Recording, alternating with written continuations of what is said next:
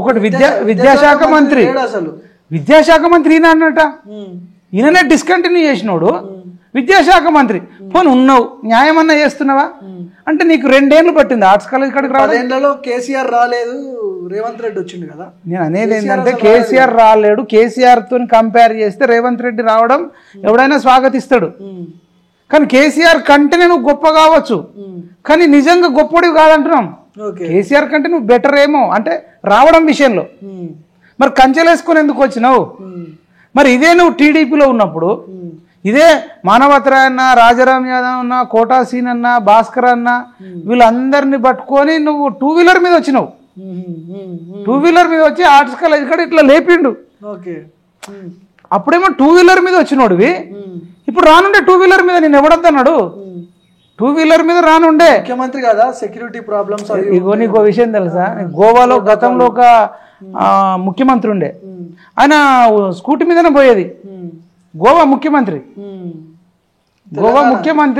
Scooty మీద పోయేది ఆయన ముఖ్యమంత్రి కాదా నవీన్ పట్నాయక్ లాంటి నడుచుకుంటూ పోతాడు కొన్నిసార్లు కేజ్రీవాల్ కూడా ఢిల్లీలో ఉన్నప్పుడు నడుచుకుంటూ పోయేది కొన్ని ఏరియాలకు కానీ ఇది తెలంగాణ కదా ఇక్కడ కార్పొరేటర్లే 2-3 కార్లు వేసుకొని పోతారు ఫార్చునర్లలో అదే మరి నీకు మరి గత పాలకుడికి తేడా ఏముంది కంచెలేసిండు 200 మందిని బంధించిండు నిరుద్యోగులను 200 మందిని బంధించడం ఎందుకు అరెస్ట్ చేసిరు ముందస్తు అరెస్టులు చేసిరు దాంట్లో ఆస్మా ఉంది కాశీ ఉన్నాడు జనార్దన్ ఉన్నాడు ఇంద్రానాయక్ ఉన్నాడు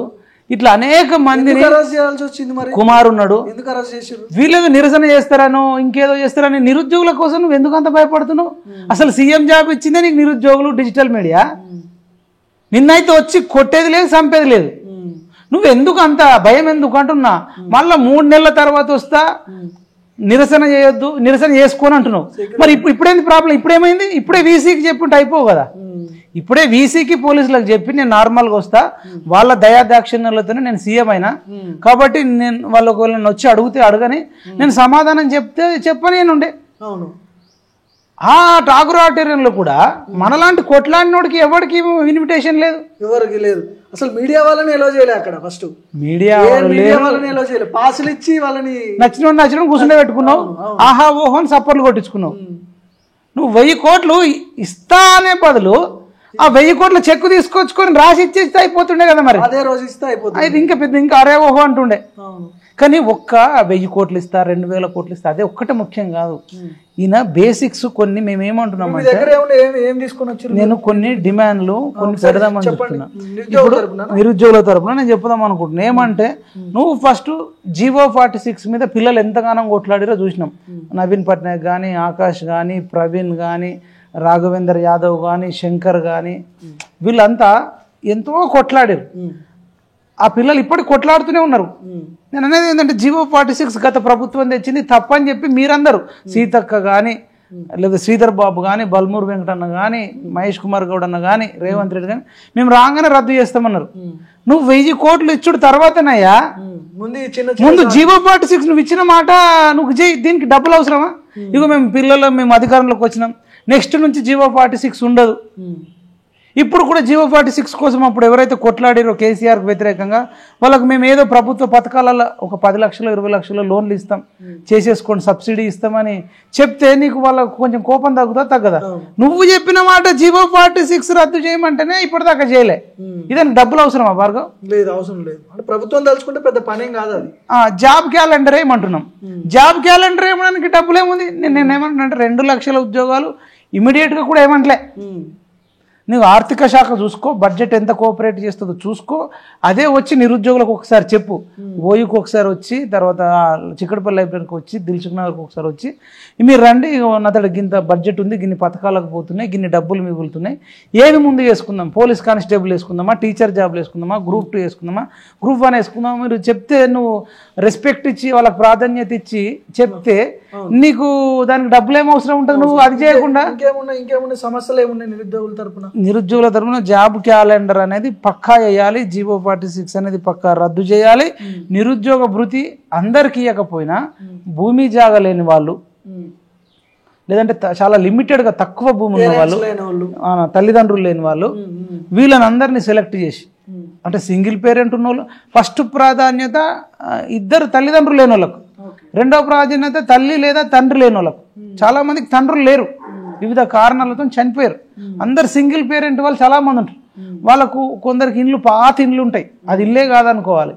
జాగా కూడా ఒక బిగడ ఉన్న పంట పండని ఉంటాయి. ఇట్లాంటి వాళ్ళను గుర్తించి నువ్వు నిరుద్యోగ భృతి కింద